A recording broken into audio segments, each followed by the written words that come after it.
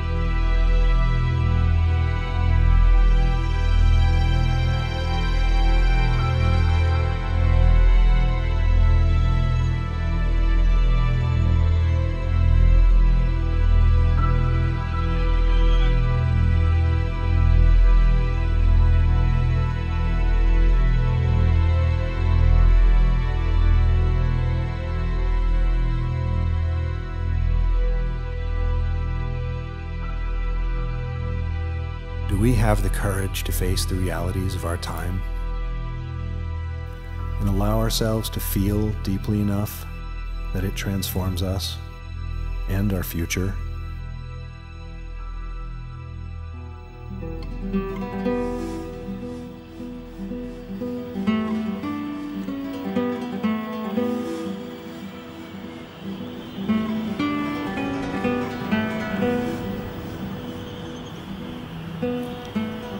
Come with me on a journey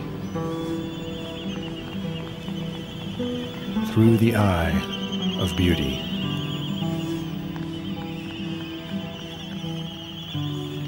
across an ocean of grief.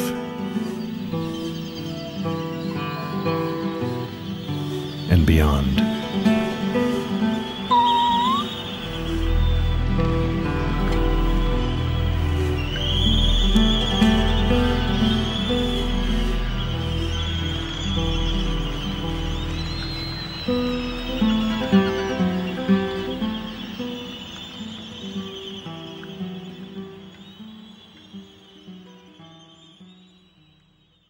사실 이제 그 영상이 주는 메시지는 이 지구 생태계가 인간의 것만은 아니고 많은 생명들과 이제 공존하고 있는데 저희의 편안함 그리고 이제 풍요로움이 이 생태계에 어떻게 영향을 주고 있는지 여러분들이 보셨고요. 사실 그거는 또 인간도 이 지구 생태계 하나의 종족에 지나지 않기 때문에 저희도 거기서 벗어날 수 없습니다. 그래서 국가 간의 다자간 협약에 따라서 SDG라는 아젠다가 만들어지고 더 이상 이 지구 생태계를 현재 방식으로는 사용할 수 없고 지속할 수 없다는 논의가 되기 시작했고요. 이건 어떻게 보면 거대한 새로운 질서를 인류가 만들어내고 있는 그런 어떤 변화의 시점에 있다고 보셔야 됩니다. 산업들도 거기에 대해서 뭔가 방법을 찾고 있죠. 하지만 저희는 그런 질문을 사실 많이 받아요. 정말 이게 친환경이냐? 플라스틱이 정말 PLA가 맞는 거냐? 이렇게 하는 게 맞는 거냐? 라벨을 떼야 되냐? 이런 질문을 받아요. 근데 저희는 솔직히 그렇게 생각합니다. 진정한 친환경은 사실 지금 사회 구조상에서 불가능해요. 왜냐하면 저희는 산업혁명 때부터 대량 생산, 대량 소비 시대를 만들어 오기 시작했고 도시화를 거치면서 현재 가지고 있는 경제 구조와 산업 구조를 그 이전으로 돌리지 않으면 지금 방식에서 완벽한 친환경이라는 거는 사실상 불가능하다는 걸 제가 인정을 해야 됩니다. 차선책을 만드는 데 노력을 해야 되는 거죠. 그럼 어떤 부분에서 저희가 차선책이 가능하냐면 그게 이론적으로는 선형경제와 순환경제의 이 두 가지 이론에서 저희는 작은 힌트를 가지고 있습니다. 보시는 것처럼 선형경제는 제조가 되고 소비가 되고 난 다음에 폐기가 됩니다. 대부분의 재활용은 폐기물관리법, 우리나라뿐만이 아닙니다. 폐기물관리법 하에서 폐기된 이후에 목적성을 상실한 어떤 물건에 대해서 재활용을 촉진하도록 되어 있습니다. 즉 폐기가 되는 걸 원칙으로 하고 있죠. 재활용도 마찬가지입니다. 근데 새로운 시대가 원하는 건 이제 그런 식의 선형경제가 아니라 실제로 만들어지고 나서부터 재활용이 될 수 있도록 제품이 설계되고 산업과 경제 인프라를 갖춰야 된다. 이런 인류가 단 한 번도 가보지 않은 방식의 여정을 가야 된다는 것이 지금 전 세계적인 그린 뉴딜의 아젠다입니다. 대표적인 선형경제 에너지가 석유화학 에너지입니다. 채굴되고 사용되고 나면 그거는 이제 소멸되는, 그러니까 저희가 볼 때 뭐 질량 보존의 법칙이나 에너지 보존의 법칙에 따라 어딘간 존재하겠지만 저희가 볼 때는 선형경제지만 선형경제에서 사용되는 석유화학 에너지보다 훨씬 더 비효율적이지만 풍력, 수력, 태양력에 집중을 하는 거는 비효율적이어도 이 순환되는 에너지 기반으로 인류가 이전되지 않으면 내일이 없다라고 보는 거죠. WWF 세계자연보기금의 본부장님이 저랑 스피치를 할 때 그런 얘기를 하셨어요. 인류는 지구가 붕괴되는 거를 관찰한 우리가 첫 번째 세대이고 무언가를 시도할 수 있는 마지막 세대이다. 그러니까 불편하다고 그거를 피할 수가 없는 거죠. 에너지 부분을 떠나고 나면 가장 주목해야 되는 건 물질적 재활용입니다. 아디다스 운동화인데요. 이제 지금 파일럿 테스팅이 끝나고 상용화가 되고 있는데 쓰고 나서 버릴 때 아디다스에 반납하면 저거를 갈아서 끓여서 다시 운동화를 만듭니다. 밑창, 운동화, 끈이 다 하나의 소재입니다. 오랜 기간의 R&D 시간이 걸렸겠죠.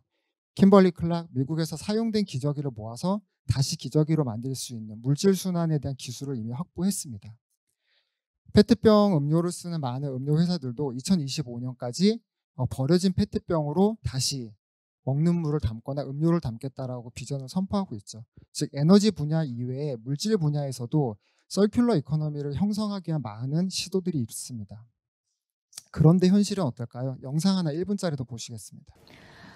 Another environmental challenge South Korea is dealing with is China's decision to ban plastic waste imports. NHK World's Kim Chan-ju looks at how officials are coping with the new trash dilemma. South Koreans doing their part for the environment. The plastic bottles they pop into this machine will be recycled into synthetic cotton products. For each deposit, there is added incentive. Plastic put in means points that can be converted to cash. But there's a problem. South Korea is going through a trash crisis. Mountains of plastics used to be shipped to China, but Beijing decided to shut the door late last year. That meant South Korea had to go back to burning some of its plastic waste. So the government and the private sector set out to do what they can to reduce and recycle. The government will promote such measures as using only colorless bottles for water. 즉 폐기물이 버려지고 난 다음에 수요자가 원하는 어떤 아이덴티파이의 정보를 디지털 정보화할 수 있냐에 따라 그 폐기물의 수요처와의 연결성이 확보될 수 있냐 없냐가 판단이 됩니다. 두 번째는 저희는 디자인 회사이기도 합니다. 아무리 진보된 기술과 제품이어도 사람들의 문화 속으로 관여되지 않으면 저희는 더 이상 그 효력이 극대화되지 않는다고 생각합니다. 따라서 저희가 만들고자 하는 기술과 제품이 사람들의 문화 속에 들어갈 수 있는 언어로 디자인을 선택했고 저희는 많은 기술과 제품의 가치를 디자인으로 저희는 서비스에 녹여내려고 노력을 하고 있습니다. 이렇게 해서 만들고자 하는 문화는 쓰레기가 돈이 되고 그 재활용에 참여한 행위에 대한 가치를 즐겁게 만들어주는 거에 대한 전체적인 서비스를 구현하려고 노력을 하는데요. 보시는 것처럼 회색 원의 세 가지 단계가 저희가 얘기하고 있는 선형 경제입니다. 생산되고 소비되고 폐기됩니다. 폐기된 거를 기반으로 재활용을 하기도 하고 소각 매립이 되기도 하고 또는 불법적으로 처리가 되기도 합니다. 그런데 저희가 설계를 하는 거는 슈퍼빈이 설계를 하는 거는 소비자들이 목적성을 다 사용한 폐기물을 버릴 때 쓰레기통에 넣어서 폐기가 되는 걸 당연시했던 그 밸류 체인을 이격화시켜서 그거를 팔 수 있는, 그러니까 저희는 모든 폐기물을 다 사는 게 아닙니다. 실제로 수요처, 즉 생산자가 다시 수요할 수 있는 범위 내에 있는 폐기물인가를 디지털 정보가 분석하고 판단하도록 맡깁니다. 그렇게 모아진 것들을 가지고 물류를 태워서 가공을 해서 다시 생산자들이 쓰도록 제공하는 그런 서큘러 이코노미 기반의 비즈니스를 만들어가고 있습니다. 하나하나 간단하게 좀 소개를 해드리면, 실제로 분류 회수에서는 아까 말씀드린 대로 현재는 인공지능의 이미지 기반으로 저희들이 분석을 제일 많이 합니다. 이미지 기반의 분석에 의해서 그 정보만으로도 그렇게 분류된 것들이 수요처에서 원하는 스펙 범위 내에서 선별될 수 있는지를 저희가 충분히 테스트를 하고 있고요. 실제로 슈퍼비는 현재 SK종합화학, 롯데케미컬, GS칼텍스, 대한민국의 3대 석유화학회사가 모두 투자한 회사이기도 합니다. 그래서 저희는 그렇게 만들어진 폐기물을 실제로 케미컬 회사에 제공을 하고 있고, 케미컬 회사들은 그걸 연구 분석해서 써보고 더 나은 제품을 공급받기 위해서 스펙을 조정해서 저희들한테 요청을 합니다. 그럼 디지털 정보로 확보되어 있는 폐기물에 대한 아이덴티파이이기 때문에 저희가 그 디지털 정보를 새로 구성을 하면서 수요자들이 수요처가 원하는 방식의 폐기물을 선별해낼 수 있습니다. 현재 그렇게 디지털 정보가 반영된 디지털 기기를 전국에 데이터가 좀 업데이트돼서 한 200대 정도 운영을 하고 있고요. 올 연말에는 500대가 넘어갈 것으로 예상을 하고 있습니다. 현재 공원, 교육시설 또는 편의시설 등에서 설치가 되고 있고요. 실제로 지금부터 올 12월까지 안양시는 최대 100대 이상을 한 번에 도시 안에 설치하기로 해서 저런 키오스크 형태가 아니라 실제로 도시의 인프라 역할을 하기 위한 설계를 함께 저희가 진행을 하고 있습니다. B2B들도 ESG 활동에 의해서 적극적으로 저희들과 협업을 하고 있는데요. 네이버 같은 경우는 제2본사를 짓는데 본사 건물 전층에 저희 디지털 장비들이 빌트인으로 들어가서 건물이 이제 오픈이 되게 됩니다. 배달의 민족은 배달의 민족의 음식 용기로 사용됐던 일회용 음식 포장재를 재활용 선별 로봇들이 선별하고 그걸 회수할 수 있도록 R&D를 함께 해서 이제 음식 용기를 저희가 회수할 수 있도록 서비스를 이제 올 연말부터 개시를 하게 되고요. 삼성 디스플레이나 삼성 반도체는 사업장에 수백 대 규모의 저희 인프라를 깔기 시작했습니다. 그리고 SK가스는 주유소에 설치를 하면서 기사님들이 그날 운행을 하시면서 이제 좀 수집하신 순환 자원을 저희 기계를 통해서 환전받고 거기에 대한 이제 보상을 받으실 수 있도록 주유소에 이제 저희 기계를 공급을 하고 있습니다. 이렇게 이제 B2B들이 저희와 이제 함께 협업을 하는 거 이상으로 수자원공사가 지금 부산에 만들고 있는 부산 엘코 델타 스마트 시티의 스마트 빌리지가 올해 첫 입주가 됩니다. 거기에는 재활용에 대한 모든 전체 스코프를 저희가 턴키로 수주를 해서 그 스마트 빌리지 내에서 발생되는 폐기물들이 기존의 환경부나 우리의 방식이 아니라 실제로 수요처들이 요구하는 방식으로 선별되도록 디지털 정비와 관제 시스템을 넣고 그렇게 어떻게 보면 공동주택에 있는 거주민들이 그걸 팔 수 있도록 그 관제 시스템과 디지털 장비 방식에 따라 그 폐기물들을 수요처에게 팔 수 있는 그런 플랫폼을 이제 공동주택 안에 넣어서 올 12월에 서비스를 개시하게 됩니다. 두 번째는 물류입니다. 이게 정말 중요해요. 돈 먹는 하마긴 한데 폐기물이 실제로 재활용이 되려면 물류상에서 혼입과 오염을 반드시 막아야 됩니다. 그래서 저희는 이제 기본적으로 IoT 기반의 물류망을 저희들이 직접 내재화해서 가져가고 있고요. 전국에 지금 4개의 창고와 약 20대의 물류 차량들을 운영을 하고 있습니다. 그렇게 하면서 저희들이 얻은 것 중에 하나가 뭐냐면 생각보다 폐기물을 모아주시는 분들이 사회적 소외계층들이 계셨어요. 이분들이 재활용 선별장으로 들어가기 전에 재활용이 가능하고 상품의 가치가 있는 것들을 직접 모아내십니다. 근데 이분들의 사회적인 그 노동력의 가치는 어떻게 보면 제로일 수도 있어요. 하지만 이런 분들이 활동하고 움직이면서 재활용 선별장으로 들어가서 결국은 소각장으로 갈 수 있는 폐기물들을 사전에 빼내시고 그걸 저희들한테 판매하시고 소득을 얻어가고 계십니다. 거의 한 달에 저희가 한 2,500만 원 정도 실제로 현금으로 저분들한테 통장에 입금을 해드리고 있고요. 실제로 이렇게 모아오십니다. 그럼 저희 물류망은 앱에서 그분들의 서비스, 푸시 서비스를 받아서 저희 기계들을 관리하는 물류망에서 그분들을 찾아가고 그분들의 물량을 저희들이 확보하고 다시 공장으로 보내는 이런 역할들을 하고 있고요. 보시는 것처럼 전국에 저희가 4개의 그 집화장을 가지고 있는데 폐기물이 더럽지 않습니다.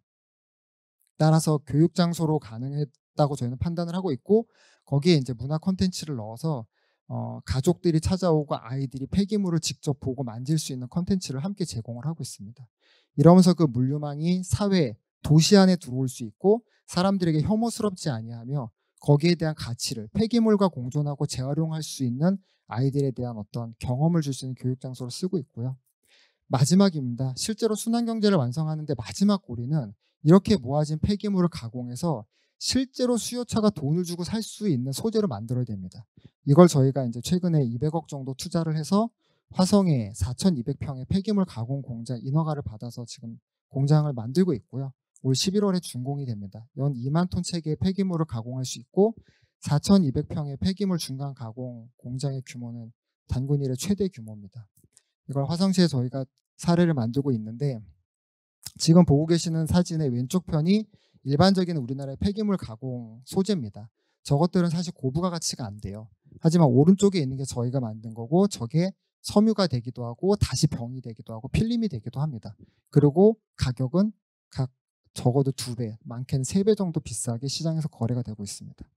우리나라의 폐기물을 써야 되는 화학회사들이 오른쪽에 저희가 생산하고 있는 저 폐기물을 비공식적으로 연간 1조 원을 대만과 일본, 유럽에서 수입하고 있습니다.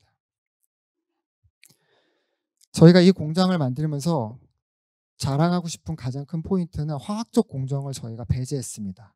즉 앞단에서 디지털 장비들이 선별해서 수집을 했기 때문에 뒤쪽의 가공 공정에서 화학 공정을 제거했고요. 폐수를 최소한으로 사용합니다. 그리고 수율은 일반적인 공정보다 30%포인트 이상 높습니다. 그래서 전체가 스마트 팩토리화 되어 있고 각 공정이 서버로 연결돼서 만들어지는 폐기물의 가공을 데이터화하고 트레이스빌리티를 확보할 수 있으며 품질 규격을 저희가 증명할 수 있도록 공장이 설계되어 있습니다. 그리고 공장은 저희가 예쁘게 만들 거고요. 인허가 받으면서 저희가 왜 폐기물 가공 공장의 인허가가 힘든지를 알았습니다. 그래서 폐기물 가공 공장을 예쁘게 그리고 문화적으로 만들 수 있고 지금 보시는 공장의 컨셉 이미지인데요. 이 위쪽에 있는 것이 문화 공간입니다. 그래서 사람들이 와서 폐기물이 들어오고 소재로 나가는 전 공정을 직접 볼 수 있고 그 안에서 자연과 공존할 수 있도록 공장을 설계하고 있고요.